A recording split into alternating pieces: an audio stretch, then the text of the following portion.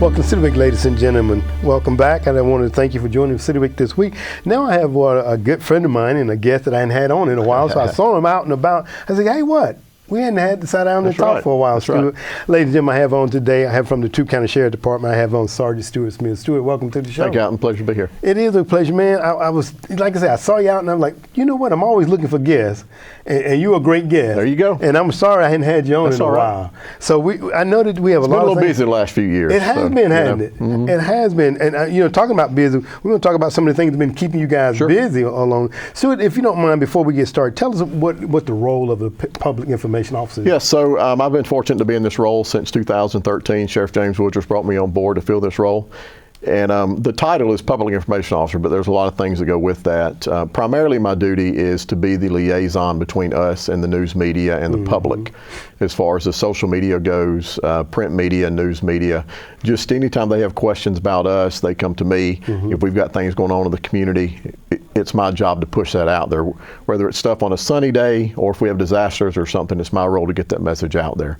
I do a lot of work in our school system with the junior deputy program, youth programs like the Sheriff Academy for Youth we've been doing for several years, a lot of crime prevention programs, speaking engagements, and anything else the sheriff needs me to do at the sheriff's office. And that's a big role in it. I mean, yes, because people call, and when people don't know what they don't know. That's right. And they call in, for information, and it's great to get someone like yourself that's very knowledgeable and help people to understand. Because so many times, like I say, people will call down to my department looking for stuff in West Point, believe it or not. Absolutely, yeah. So it's great to have someone in that role like yourself.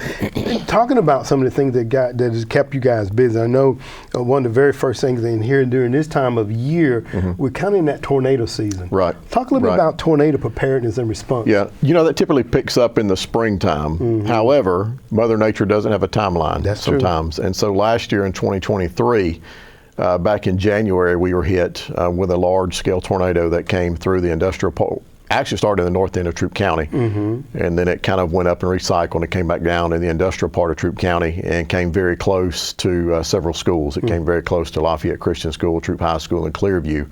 And then it just kind of stayed on the ground and went through the industrial part and then went through the Mountville area. Luckily, no major injuries, nobody killed in that one. And then February, a small one came around the Dallas Street area, did some small damage. And in March, of course, we had the very large tornado that touched down in the West Point area.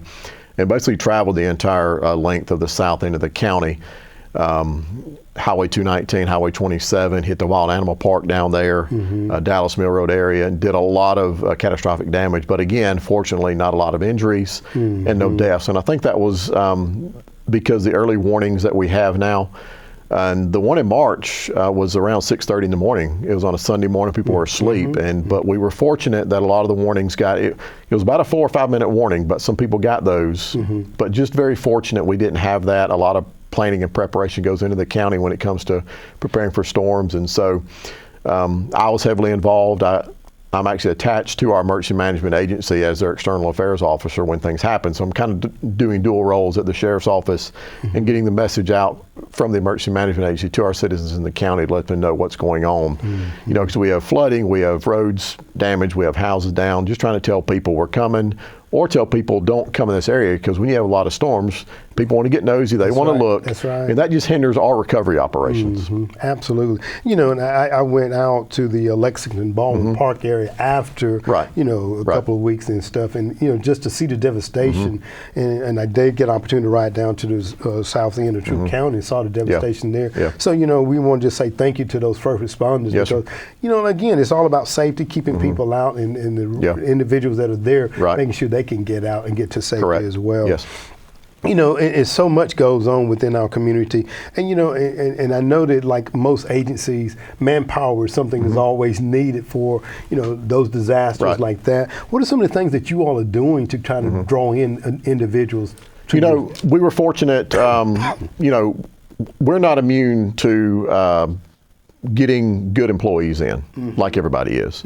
Government agencies as well, and so we were very fortunate this past summer that the Board of Commissioners, along with the county manager, and the sheriff was a big advocate for us for pay raises, because we were seeing other agencies were increasing their raises, increasing their salaries. And of course, we wanted to stay relevant and competitive. And so we worked with the Board of Commissioners and they saw the need as well and raised our starting pay for deputies and detention officers and some of our key staff members as well. Okay. And so we instituted that, and we did lose some people along the way to other agencies, or they just went to the private sector, but that has helped tremendously with the retention, and that has helped with us recruit good employees also. And so our staffing numbers are looking much better than they were, say, a year or so ago. We're certainly grateful that the Board of Commissioners did that for us. Absolutely. As always, when you have extra boots on the ground, hands, it just helps everyone involved. And when you're short-staffed, I mean, it's taxing on that employee because they're working overtime. They're working more and more. And sometimes that,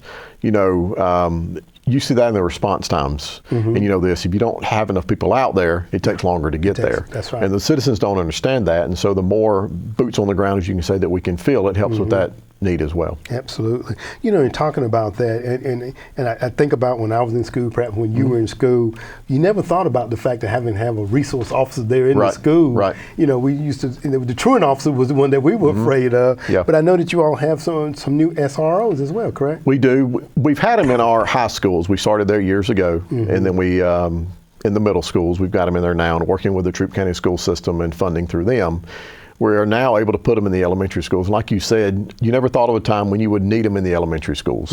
I do a lot of work in our school systems, and I was there today doing a program, and we were talking about drills, emergency drills. It used to be when I was in school, and probably you too, all you did was a fire drill. That's right. And then we did the weather drills, where now we do the lockdown drills, the intruder drills, because times have changed. And so we are fortunate we do have one in one of our elementary schools, and we're working to backfill positions to put them in other additional schools in the elementary schools as well.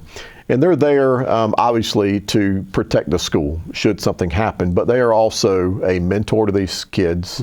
The kids see them in the schools because a lot of times, unfortunately, when kids see a police officer, just because the way society is, they're scared of an officer. Right. That's right. And one thing that I do working in the schools, I dress just like this most days in the schools.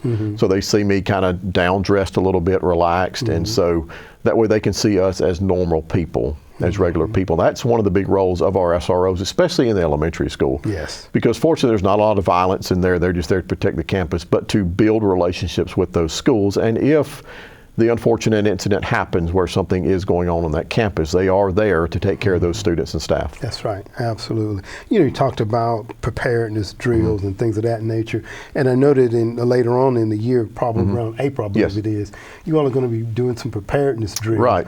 Talk about that. We're excited about this. It's been a very long process.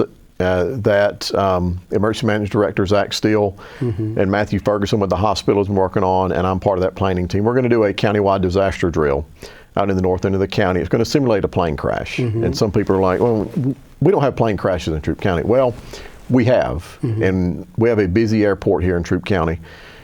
We're part of the flight path for Hartsfield Airport. Yes, we have trains, we have buses, we have a lot of commercial traffic, and so we're going to simulate a full-scale disaster exercise that's going to simulate a plane crash. We've worked with a lot of partners. We're going to bring in a piece of a plane and simulate that. We're working with the school system to have victims out there that are students, and so this is going to really test the resources of Troup County public safety, our local cities public safety, our hospital. The school system has been a partner in this, and so just test the resources and test the limits of this. And even though it's a plane crash, it can simulate any major disaster, because when those major disasters happen anywhere in the country, you all have got to work together. That's and you right. got to know who you are and what your resources are. And so we're excited about this. It's going to take place in April sometime, and just it's going to be an all-day thing. It's going to be tiring, but we've got a lot of sponsors, and we've been preparing for this for several months now, and we're just hoping for good weather. That's right. But if it rains or shines, we're going to pull it off. And That's so right. just to see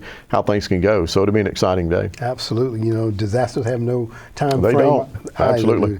And in this time of the year too, Stewart, I know you guys probably see it and hear it a lot.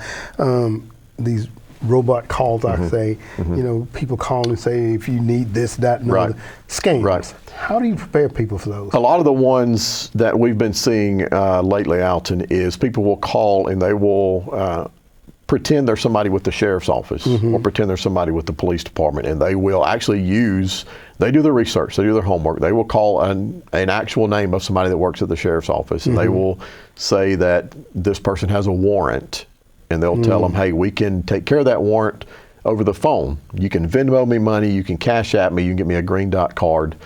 And a lot of people don't fall for it, but some people do. They intimidate them, especially our older population. Right. And they will pay that over the phone. It can be thousands of dollars, and it is very hard, almost impossible for us to recover that money because they're bouncing phone numbers off different places, and we can't do it. And this time of year is tax season. You know, a lot of taxpayers don't like that time of season, but it is tax season, and scammers take advantage of that. They will call people and identify as the IRS, and they will say they owe back taxes. They can pay it over the phone. One message we like to get out, and I did a message on our Facebook page the other day just reminding about the scammers, that the IRS typically is not going to call you. That's right. They're going to send you a letter, yeah, and then they may come and knock on your door and talk to you, but they typically do not initiate communication with a phone call. And so we try to get that message out there. We talk to our seniors at the Active Life centers about this because they're the more vulnerable. That's right. And we've heard horror stories of people just losing thousands of dollars. And so just trying to get that message out there for people just to share that message as well, just to please, if you don't know who you're talking to on the phone, it's best hang up on them. Hang it up. Yeah. And it's best not to share any personal information, especially financial information, with nobody. Now, if you initiated that phone call with your banker or something, That's right. obviously that's safe. But if somebody's calling you, or if they're telling you won the lottery or something, but you got to pay them first. We tell them, hey, just take my winnings out, then give me the check. Absolutely. So yeah, just it's unfortunate, but a lot of those scammers are very successful, unfortunately, and people lose a lot of money. Absolutely, certainly do, and we definitely want them to be very, very careful. Stuart, as we get ready to close out, I know that the police department, the sheriff department have community programs that they offer citizens and students. Talk a little bit about some of those programs that we Yes, so every summer we do the Sheriff's Academy for Youth. We've been doing it since 2013. And we do it in July. It's the second, third weeks in July. We bring in kids 9 to 10 years old, and then 11, 12-year-olds. I'm kind of the leader or the organizer of that week. I've got a lot of good help, and it's 2 weeks in July that we reach out to the community. We get 24 kids each week. We do field trips to local locations like Great Wolf Lodge or Pine Mountain Animal Safari, a Red Skating Rink, and we just have a good time. We take them places, but we also teach them about the sheriff's office. We teach them about the fire department. We do DNR, GSP. We have a lot of our community partners come in, and it's a time for us to pour out to these kids. A lot of them see us negatively sometimes, and it's a way for us. We wear shorts and T-shirts that week. We don't even dress like police. That's you know. And it's just a time for us to reach out to the kids and let them know who we are and have a good time with them. And of course, the parents like dropping their kids off for a week. And we don't keep them overnight. That's a little bit too much for me.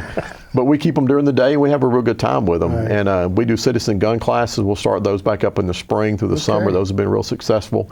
Just teaching adults proper firearm safety, because the last thing you want to hear is somebody getting injured by improper use of a firearm. That's right.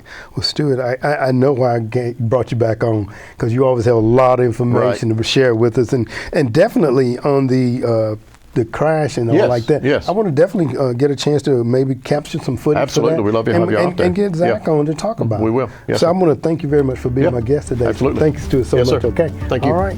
Ladies and gentlemen, stay tuned for more City Week coming up in just a moment.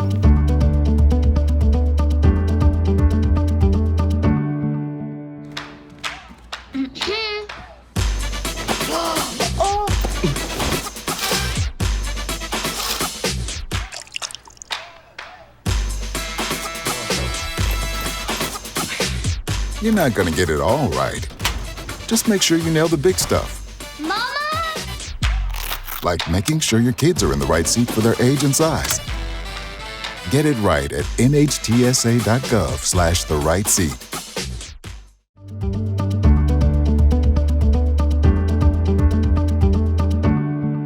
Welcome back, City Week, ladies and gentlemen. Now being joined here on the set with me is Lynne Holle from over at Visit LaGrange to give us a lineup of all the things that will be taking place. Lynne, let's hear all about the wonderful things happening. Thank you, Alton, and good morning. I'm Lynne Holle from Visit LaGrange. Today I'm going to be just going over just a few of the events that will be happening in and around our area during the week of February 5th through the 11th. So let's get started.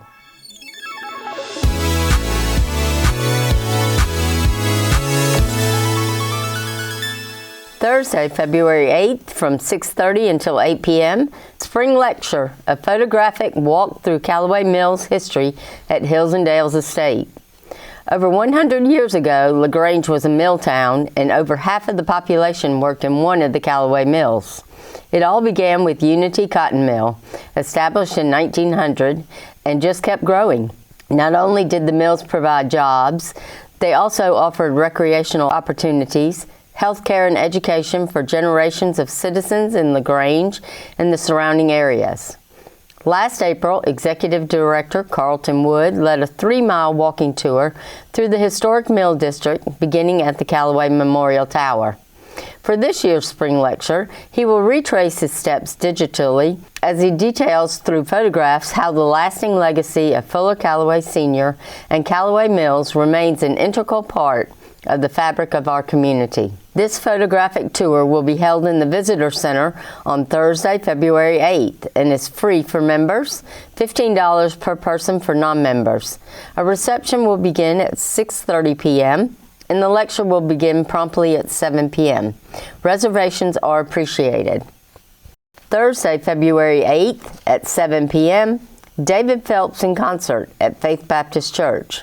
David Phelps is credited among today's most spectacular voices. His seemingly endless vocal range, which extends more than 3 octaves, coupled with his gift for communicating a song, has brought the house down in the world's most prestigious venues. David has received numerous Dove Awards, Grammy Awards, and multiple platinum-selling recording projects. For tickets, go to davidphelps.com. Saturday, February 10th at 5 p.m., Headshots and Mimosas at LaGrange Troup County Chamber of Commerce. Get ready for the event of the year. The Headshots and Mimosas event is back, and this time it's bigger and better than ever. Tickets are on sale now, but hurry, they're limited, and you definitely don't want to miss out on this unforgettable experience. Whether you're a seasoned professional looking to update your headshots or someone who's getting ready to start your business, bring you and your staff or team and set this year off. Don't wait until it's too late. Secure your tickets now and mark your calendar for a day of glamour, networking, and celebration. The Headshots and Mimosas event is where you want to be this year, so join us for an experience that promises to be nothing short of extraordinary. To purchase your tickets, go to TiffanyBeret.com. Saturday, February 10th at 7:30 p.m., Paul McDonald at Pure Life House of Music. Paul McDonald's voice is immediately recognizable and impossible to ignore. Often compared to legends like Rod Stewart and Bob Dylan, the poetic, story-driven narratives and deeply catchy hooks in his music are delivered by a raspy yet refined voice reminiscent of another era that demands to be heard right now. He pulls off the rare feat of being a poet, visual artist, songwriter, adamant performer, and a powerful vocalist. Paul's hope is to spread peace, love, and unity through his music, connection and community through song. He's currently writing for his next album and planning to tour extensively in 2024. For tickets, go to purelifelagrange.com. Sunday, February 11th at 2 p.m., A Taste of Storytelling at LaGrange Memorial Library. Join the Friends of the LaGrange Memorial Library as they present A Taste of Storytelling. Come and listen to stories with regional teller Denise Mount and local tellers Randy Nix and Raylene Carter. Guaranteed to whet your appetite for storytelling, this is a free event for the entire family.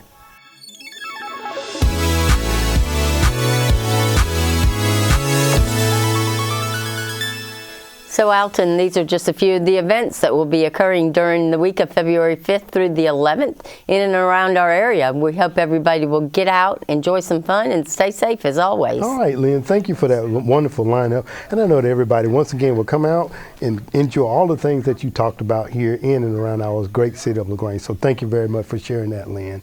Ladies and gentlemen, thank you for joining City Week this week. My guests have been from the Troup County Sheriff Office. I had on Sergeant Stewart Smith, Public Information Officer, as he gave us us a lineup of wonderful things taking place in and around our community as well. And also, ladies and gentlemen, I know you may not get opportunity, but the preparedness drill that they're going to be doing here in April, that will be great. Hopefully I can showcase some of that event coming here on City Week. Also, if you're interested in some of the programs that he talked about, give them a call down there at the Troup County Sheriff Office, 883-1616, and I'm sure they'd be happy to sign you up for those events.